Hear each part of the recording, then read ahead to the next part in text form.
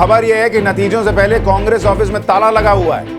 मतलब कांग्रेस का कोई उत्साह ही नहीं है, वो ये मान के चल रहे हैं कि हमारे पहली बार ऐसा अगर देखिए 15 और 20 के बाद पहली बार बीजेपी भी जिस तरीके से चुनाव लड़ी है, मुझे लगता है कि पहली बार झुग्गी झोपड़ी में पहुंचने की कोशिश की।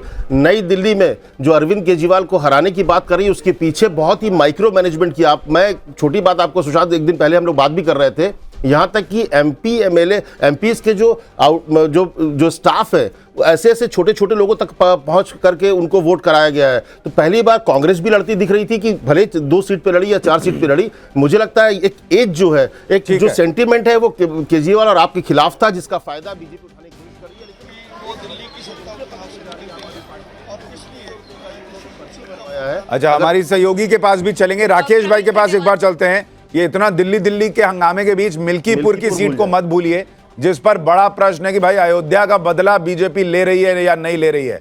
राकेश भाई, वैसे अखिलेश यादव जितना गुस्से में है, ऐसा लग तो रहा है कि आप लोग मिल्कीपुर जीत रहे हैं, लेकिन खुद से जीत रहे हैं या धांधली करके जीत रहे हैं? धांधली वाला मानिएगा तो नहीं। देखिए सुशांत जी, भारतीय जनता पार्टी के किसी भी नेता से पूछेंगे तो नेता तो भारतीय जनता पार्टी के नेता तो दावा करेंगे ही कि वो जीत रहे हैं। महत्वपूर्ण यह है कि विपक्ष के नेता क्या कर रहे हैं। अखिलेश यादव के आप 24 घंटे पहले के बयान देखेंगे या अरविंद केजरीवाल के बयान देखेंगे, यही बयान अपने आप में पूरा परिणाम बता रहे हैं। किसी एग्जिट पोल को देखने की जरूरत नहीं है, कोई भविष्यवक्ता की जरूरत नहीं है। विपक्ष के नेताओं के बयान स्पष्ट कर रहे हैं कि परिणाम क्या होने जा रहा है। अरविंद केजरीवाल का 15-15 करोड़ का ऑफर हो या अखिलेश यादव का कफन भेंट करने का ऑफर हो, ये सारी बातें साफ कर दे रही हैं कि ये हताश है, ये निराश है, ये जान चुके हैं कि परिणाम इनके प्रतिकूल है। थोड़ा ये बताइए कि वहां पर भी सरकार अवधेश जी के बेटे के लिए क्यों नहीं वोट पड़ा होगा? सीट तो उनकी थी, बाप ने जीता, बेटा क्यों हारेगा? नहीं, इसलिए क्योंकि आप नहीं, अयोध्या लोकसभा जीतने के बाद समाजवादी पार्टी ने जिस अहंकार का परिचय दिया है, जिस तरह से समाजवादी पार्टी के लोग मोहित खान के बचाव में उतर करके आए, अजीत प्रसाद के खिलाफ खुद ही मुकदमे लिखे हुए हैं रंगदमा मारपीट करने के, ये स्वभावतः जिस तरह से अपराधियों का संरक्षण करते हैं, ये अयोध्या की जनता बिल्कुल इस बात को बर्दाश्त करने के लिए तैयार नहीं है। भूल सुधार करने का काम मिल्कीपुर की जनता कर रही है। हमें जिस तरह का मिल्कीपुर में रुझान दिखाई पड़ा है जनता का, जनता जिस तरह से भाजपा के पक्ष में निकल करके आई है, वो स्पष्ट कर रही है कि अजीत प्रसाद वहां बुरी तरह से चुनाव हार रहे हैं। अवधेश प्रसाद बुरी तरह से, उनका सारे प्रयास धरे रह गए हैं और रोज प्रेस कॉन्फ्रेंस कर रहे हैं। अवधेश प्रसाद रोज प्रेस कॉन्फ्रेंस करके निर्वाचन आयोग पे, अधिकारियों पे ठीकरा फोड़ने का प्रयास कर रहे हैं। नहीं, लेकिन कई लोग आज इंतजार कर रहे हैं कि आज अगर मान लीजिए मिल्कीपुर हार गए तो अवधेश जी कितने जोर से रोएंगे, क्योंकि उनका वीडियो जो वायरल हुआ। सुशांत जी, निश्चित तौर पर फैजाबाद का जो चुनाव परिणाम था, उसने पूरे देश पर असर डाला तो रिकॉर्ड टूटेगा। और जो महाराष्ट्र और हरियाणा का चुनाव परिणाम था, उसमें फैजाबाद की बहुत बड़ी भूमिका थी। अच्छा। जिस ढंग से उसको मतलब विनम्रता से लेने के बजाय एक अहंकार की तरह INDIE ने प्रदर्शित किया, और जिस ढंग से अखिलेश जी लोकसभा में उनको आगे बैठाओ, लोगों को चिढ़ाना लेके चले, अयोध्या के राजा हैं, और राहुल गांधी जी ने कहा कि हमने अयोध्या आंदोलन के विचार को हरा दिया है। लोगों में एक रिएक्शन है चारों तरफ कि भाई मैं माफी के साथ रोक रहा हूं, परवेश वर्मा का एक बयान आ रहा है, सुन लेते हैं। आप मंदिर आए थे, हनुमान मंदिर आए थे, यहाँ पर आपने आज पूजा अर्चना की है और अभी काउंटिंग शुरू होने वाली है। क्या कुछ दिल्ली का रुझान आप देखते हैं? देखिए, आज बहुत ही अहम दिन है दिल्ली के लिए, और जिस दिन का सारे दिल्ली वासियों को इंतजार था, आज भारतीय जनता पार्टी की सरकार बनेगी और हमारे प्रधानमंत्री नरेंद्र मोदी जी का हमको साथ में मिलेगा। उनके विजन को साथ लेकर दिल्ली में बहुत सारे अच्छे अच्छे काम करने हैं। तो अभी थोड़ी देर में आपसे बात करते हैं।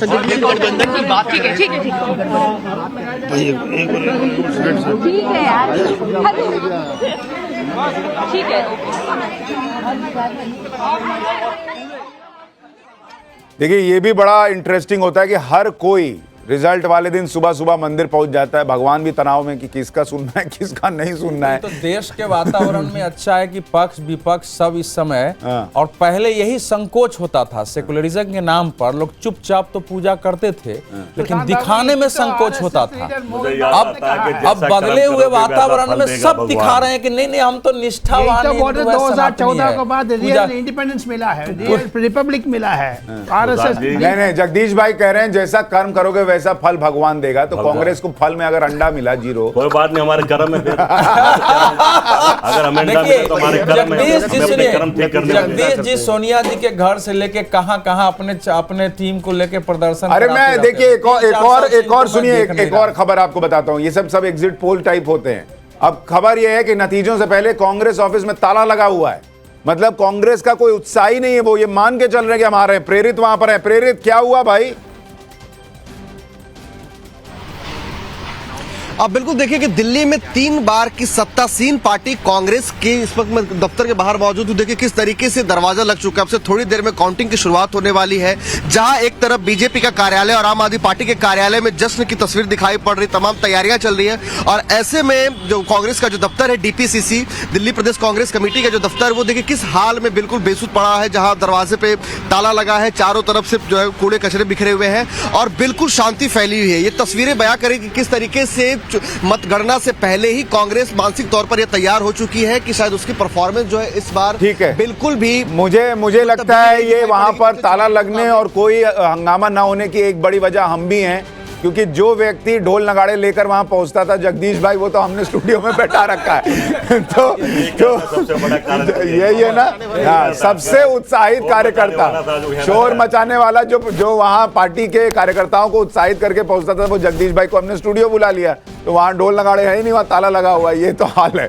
खैर, लेकिन अब बस 9 मिनट बचे हैं जब रुझान आने शुरू हो जाएंगे और दिल्ली के लिहाज से ही नहीं, देश के लिहाज से ये परिणाम बड़े इंपॉर्टेंट होने वाले हैं। क्योंकि अगर अरविंद केजरीवाल ये चुनाव जीतते हैं तो ये मान के चलिए कि विपक्ष के सबसे बड़े चेहरों में उनका नाम शामिल हो जाएगा। ममता बनर्जी बार बार ये ताल ठोककर कहती हैं कि देखो, मैं बंगाल में बीजेपी को नहीं घुसने देती।